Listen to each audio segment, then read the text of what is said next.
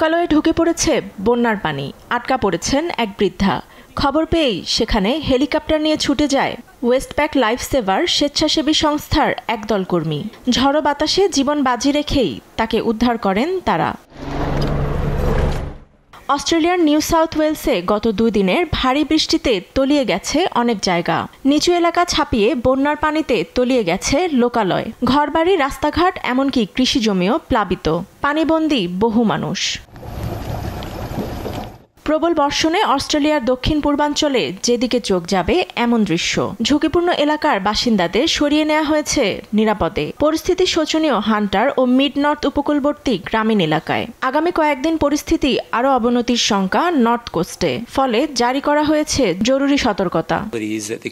ভয়াবহ বাস্তবতা হলো মধ্য উত্তর উপকূলে আগামী কয়েকদিন আরও খারাপ সময়ের জন্য আমাদের প্রস্তুত থাকতে হবে। এখন পর্যন্ত যে বিপর্যয় দেখা দিয়েছে তা ভয়াবহ। সিডনি থেকে 300 কিলোমিটার উত্তরে গ্রামীণ শহর তারি। এখানকারও বেশিরভাগ কৃষিজমি পানির নিচে। ঝুঁকিতে রয়েছে ম্যাকলি নদীর তীরবর্তী কেমসি শহরও। উদ্ধার কাজে নিয়োজিত 2500 কর্মী। হেলিকপ্টার ও শতাধিক ড্রোন ব্যবহারে পর্যবেক্ষণ করা হচ্ছে বন্যা। 24 ঘন্টায় প্রায় 300 উদ্ধার অভিযান চালানো হয়েছে।